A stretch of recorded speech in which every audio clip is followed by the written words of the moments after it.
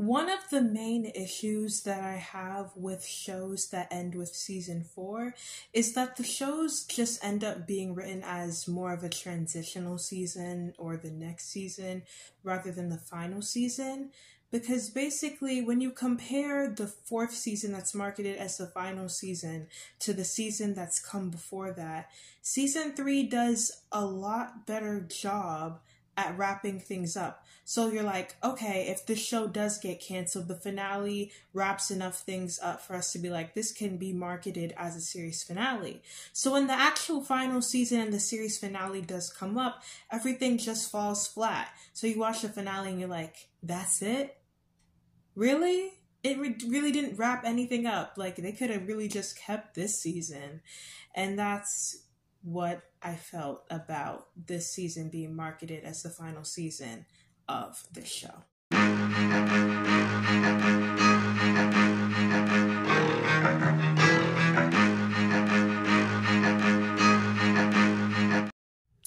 Hey all, how are y'all? It's me, Aloha. Hey guys, and welcome back or welcome to Elements of Aloha, where I talk about things that interest me, affect me, or am very passionate about. And in today's video, I'm going to be giving my thoughts on the 4th and final season of High School Musical, the musical, the series. So without further ado, let's get into the video. So there's 3 main aspects of this season that I want to talk about, and that's missed opportunities, mischaracterization, and relationships. So I'm going to start off with talking about the missed opportunities for this season. So basically, I always saw this show as a 5-season show because mostly each season is about a semester of the show. So season 1 was the junior year or sophomore year's first semester. Then season 2 was spring semester. Season 3 was summer. And once season 4 was announced as the final season, I was thinking, all right, it's going to be different. They're going to actually do the full school year. And especially since High School Musical 3 was the last movie of the franchise and it ended with the core characters graduating, you were going to think, all right, since it's the last season, you're going to see the original senior characters graduate, right? No. They did the musical all right, but they did not graduate. And there's so much more story that could have been told. And it doesn't help that this season was again one of the shortest seasons of the show, only being 8 episodes, with the runtimes being at most like 35 to 40 minutes. And you also gotta have songs in the middle of them too. And one thing I have noticed about the showrunner, Tim Federle, is him and Jeff Johns, who's also the creator and showrunner of Stargirl, they have the same issue, and that issue means that they are finale people. And what I mean by finale people is basically once the season starts off very slow. The plot doesn't start picking up until the very middle of the show. So by the time where the finale comes and you're supposed to be wrapping the threads that you started in the beginning of the season, they just end up overstuffing the finale, and the finale is just rushed, and part of it is satisfying. And then the other half, you were just like, all right, this could have been resolved in the middle of the season. Why did you have to drag it out all the way into the finale? Another thing I wanted to talk about was in the trailer, one of the main things they were highlighting was a reunion movie between the original characters where the Wildcats were going to be playing extras. So you were thinking that they were going to have a bigger storyline. So Lucas Grabeel, who played Ryan in the first movie, cameoed in an episode of season 1, and he had a song with Miss Jen. And then Corbin Bleu had a pretty good storyline in season 3 of the show. So you're thinking season 4 was also going to do more of that, when basically they just popped in for a quick cameo appearance. Coach Bolton came to announce that they were doing High School Musical 4 and the Wildcats are playing extras. Corbin Blue just like announced like the return of the other Wildcats and just gave them an update on, you know, what the original characters are doing. I did like Monique Coleman and Courtney's interaction that they had in the finale, because Courtney is literally Taylor. And I guess you could say Allison Reed, who played Miss Darbus, had some bit of nuance, because part of Gina's storyline has to do with her playing the lead in the High School Musical 4 movie. But yeah, they don't really do much. It really was a missed opportunity to have, you know, the original Wildcats give some pointers to the new Wildcats. But hey. Another missed opportunity was some college conversations that came about with the seniors that were remaining, Ricky and Courtney and Mr. Mazzara, because not only is he the tech teacher, but he's also a guidance counselor as well. And so when it came about with this whole college thing, I know Courtney talked about it a little bit in season 1, but Ricky, on the other hand, never really struck me as a person that was like interested in going to college. I could have mentioned Big Red too, but he hasn't really gotten much of a storyline since season 2. And so when you think of the show, you think theater. These characters were barely in class. The only character that kind of had some nuance with school was EJ, trying to get into a college, and he got rejected from a college that his dad wanted him to go to. Nepotism did not work in that boy's favor.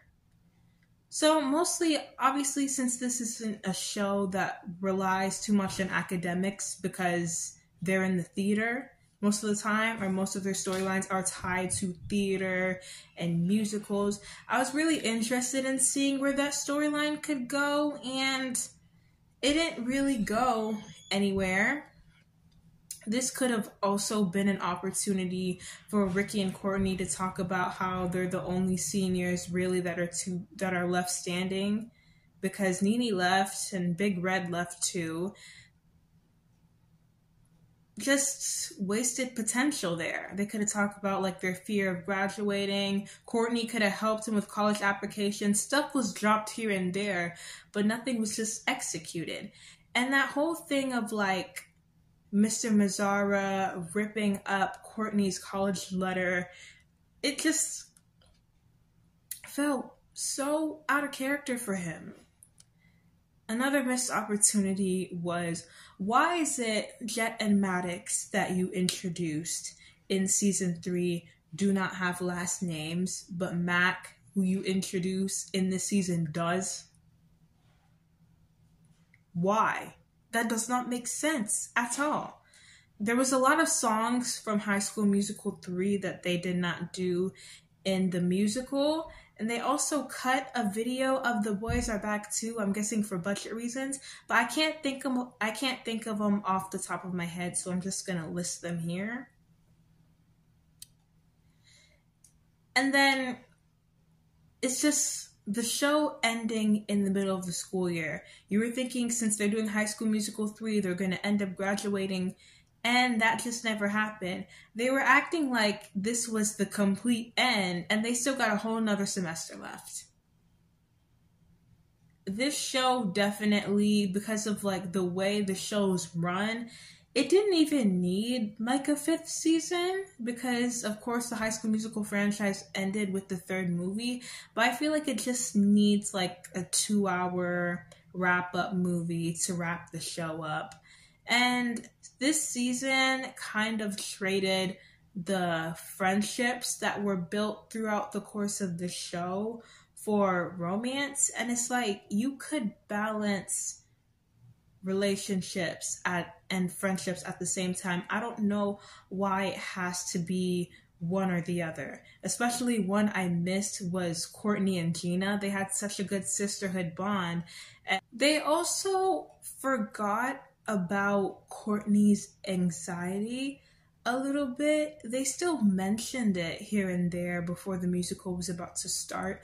But in the first episode, Courtney brought up to her mom about going to therapy. And after the first episode, that was just never talked about again. Like, a lot of things were introduced in the last season or even the previous season, and they just never brought that back, which is just an issue with the storytelling. Like, do you not reread your scripts? Do you not rewatch your episodes?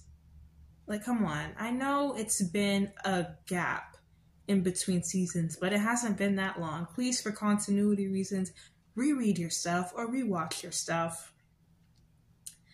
Another missed opportunity was Gina's relationship with her mom, since finally her mom was staying back in Salt Lake City. We could have had more nuanced storyline with Gina and her mom, but they really just brought her back to kind of be the villain in Ricky and Gina's relationship.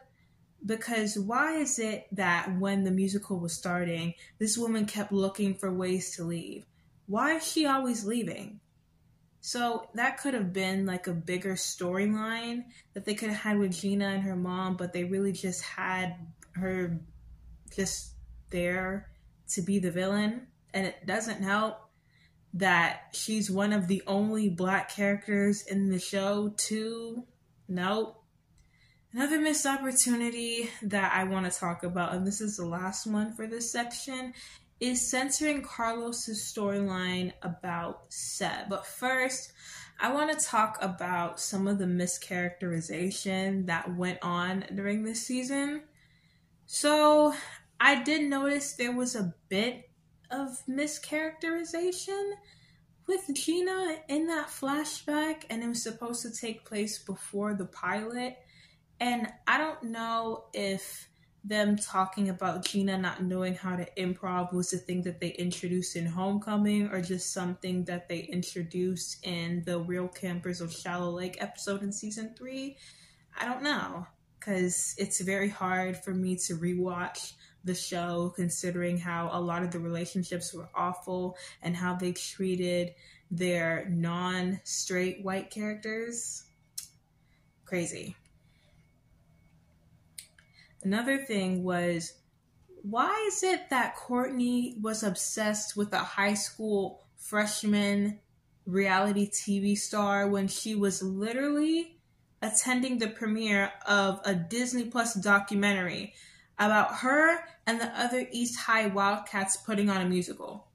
She's literally famous. She started her own fashion line. Like, so why is she there bonding with the freshmen when she could have bonded with her friends? Why? And then you turn two fan favorite characters.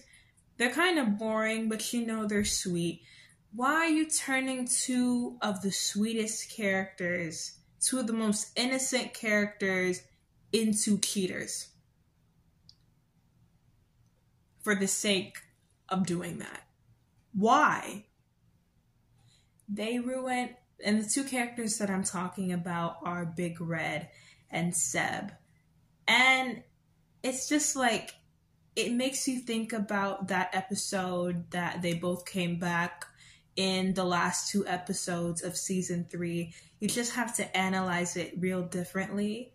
Because you're telling me that when they both went to go visit Ashlyn and Carlos, that they had hooked up.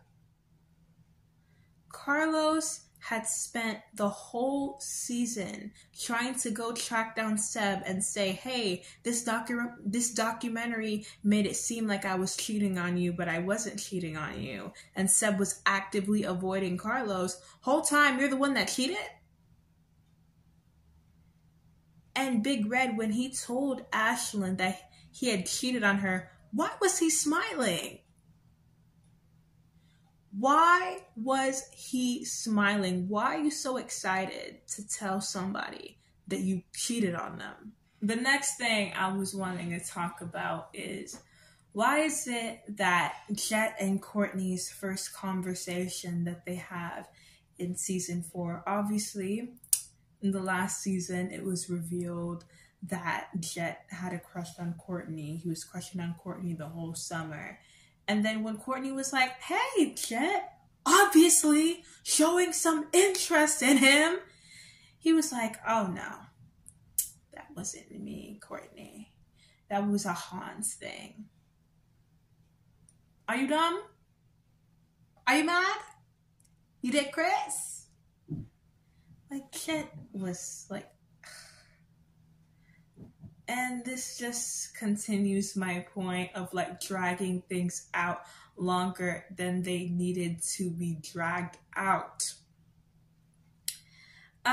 Another thing too I wanted to talk about was, why is it that they were acting like something was stolen from EJ? Like Ricky stole his girls from him?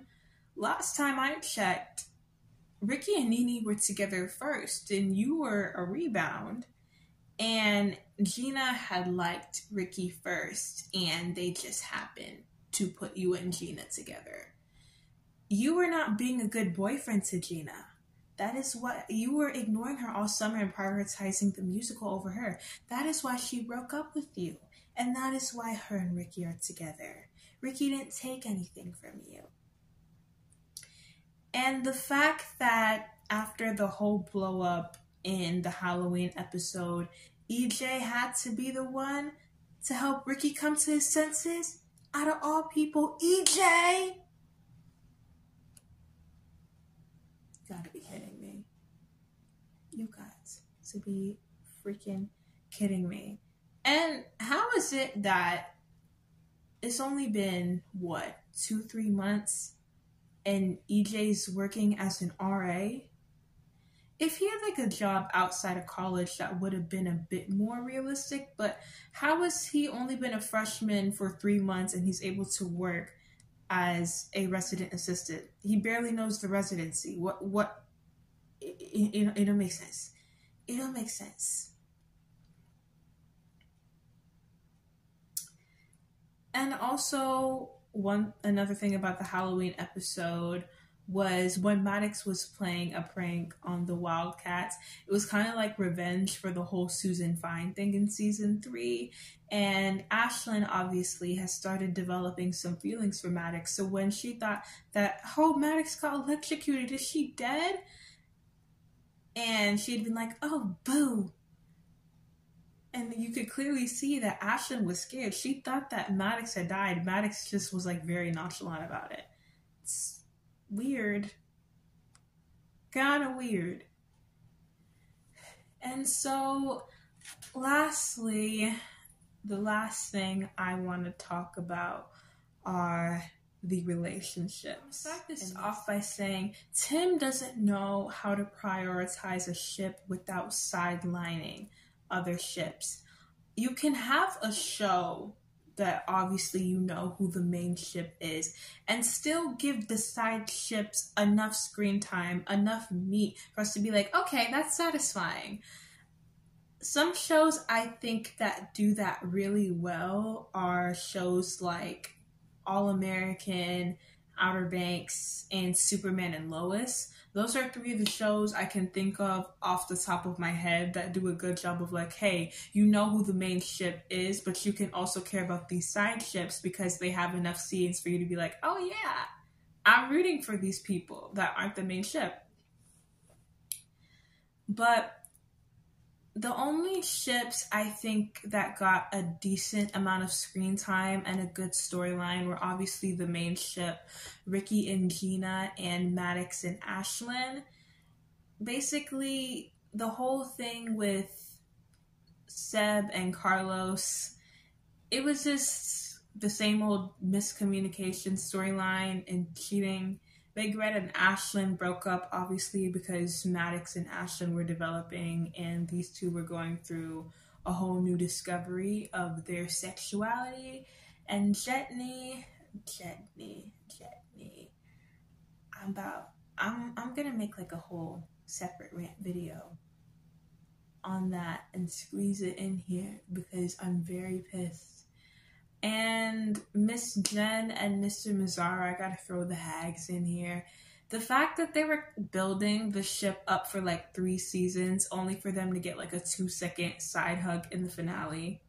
Ridiculousness. Madness, I tell you, of the highest order. My thing with Big Red discovering that he was bi was I just didn't like that they have continued to perpetuate the trope of bi cheaters where they're in a relationship with somebody of the opposite gender and they end up cheating on them with somebody that's the same gender as them, and that's how they discovered they're bi. And they really had to do it with the show, and like you just didn't need to.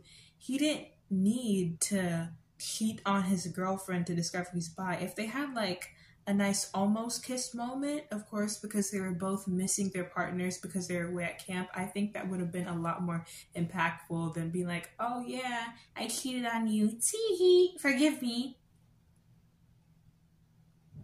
Nasty work. And with Seb Lowe's, it's like, Seb, you're dodging this boy because you think he cheated on you. And then you're gonna act when you, in actuality, cheated on him and you wanted Carlos to forgive you immediately. I think you wanted it to be like, oh, I wish you had cheated on me because I cheated on you, so it'd make me feel less bad about cheating on you. And that was so nasty. That was very, very nasty. Like, Tim just ruined the two of them for what? Laughs and giggles. Like, I liked their duet. It was cute. But after that whole nonsense, they shouldn't have been together. They shouldn't. I can't believe I'm saying this because Seb actually seemed so sweet, but Carlos deserved better. He deserved a better partner because that was horrible. And then switching gears to Maddox and Ashlyn, why were they stuck in the whole miscommunication trope the whole season? Because their main thing was Ashlyn still thinking that Maddox was with Madison, and Maddox still thinking that Ashlyn was with Big Red. The whole Madison thing really shouldn't have been brought up in season 4 because it was clear that from that episode she cameoed in, she clearly had feelings for Ashlyn. So I don't even know why they did that. I guess like for the sake of just dragging it out because they really had no other plot point. But really, they could have been together at least from episode 6. And I kind of found it weird how they didn't talk after the whole almost kiss with their duet. I love their duet. That duet was very cute. But what I really find interesting is how like Ashlyn was trying to mask it as a duet about Taylor and Chad wanting each other when Taylor and Chad have been together since the end of the first movie. Yeah, we know, but all I know is I want you is Ashlyn saying I want you, Maddox. You're not slick. You're not slick at all, Bookie. But yeah, they should have talked after that situation, so it was kind of weird that they didn't. And so they shared glances the next episode, which was a few weeks after the events of the Halloween episode. And their confession scene is very, very adorable. They're a very cute ship. And next, I want to talk about Rena. I have really no critiques on Rena. It's just like, again, they did suffer with the whole miscommunication trope. I hated that they always kept getting interrupted because it's clear that they wanted to talk to each other, but it's always another character that was getting in the two of their business, and it was very annoying. Why is Danny and Mac being the ones to say, hey, I got a secret plan about the musical. I think we should fake date so that we can draw up some press for the movie. And all the time where they're like, oh yeah, I want to talk to you, Ricky and Gina. They can't talk? Why is it that Ricky has to hear from Terry about Gina's movie. And it's clear that they want to tell each other these things. It's for the sake of drama purposes. And obviously with Gina's movie, it's for the sake of, hey, the last time on opening night where some bombshell news happened with Ricky's mom showing up with her boyfriend, it threw him off his game. So, made sense. But yeah, Rena was very adorable. The last ship I want to talk about is Jetney. What happened with Jetney was really just a showcase on how horribly the Black characters are treated on this show, especially Courtney, because they just give her half a storyline. They always hype things up bigger than it's going to be. Like, I remember when I was reading reviews about the fourth season, they were saying that episode 5 was going to be a Courtney censored episode, and she only had about 3 scenes and a number. The whole episode really was just like a Ricky and EJ episode, and Courtney essentially had a scene with almost every one of the characters where she was trying to have a conversation with them, and she kept getting ignored. Nasty for that. And they have an opportunity to redeem themselves from the mess that was Courtney and Howie with Jetney. And then we got crumbs and a dream. You know how long their scene pack is for their scenes that they had combined with season 4 and 3? 9 minutes. 9 minutes.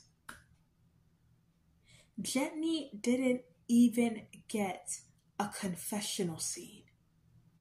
They also were the only ship that didn't have a duet, and people were actively trying to ship Jet with the freshman rather than Courtney, who he actually has chemistry with. Why is it that the whole season, right? Because they didn't really give Jet much of a storyline this season.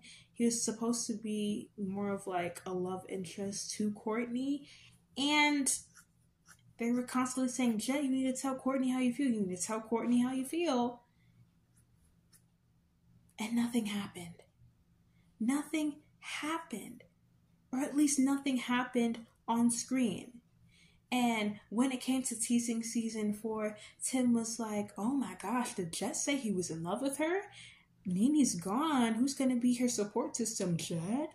I don't know.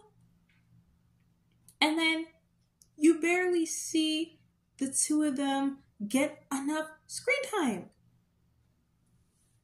It was ridiculous. And the fact that a lot of Rena's were like, oh, they were so mad.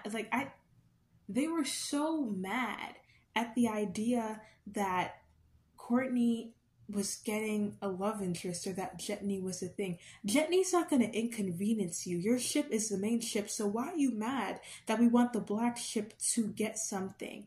They were the main ones being like, oh, Courtney's going to have a feminist ending. Why do you want Courtney to be alone so bad?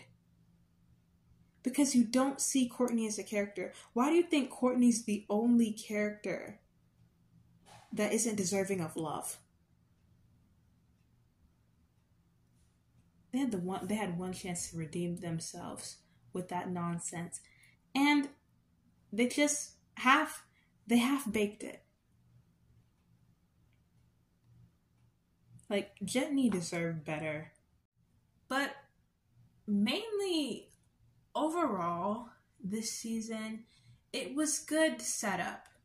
It was just bad execution. A lot of things were either rushed or dragged out when they didn't need to be. Obviously, I stand by what I said about a lot of shows ending with season 4, is that season 3 ends up being a stronger season than what was intended to be the final season. I will miss the show, but I'm really pissed that this show could have been renewed for season 5. It should have been renewed for season 5, but Tim was the one that decided to pull the plug on the show. How are you gonna pull the plug on a show that's not finished, and you know it's not finished? But hey, here we are. Anyways, y'all, that is the end of the video. If you enjoyed the video, give it a like and subscribe. My last video is in the description, and go follow me on my social medias in the outro. Alright, I'll see you guys next time. Bye.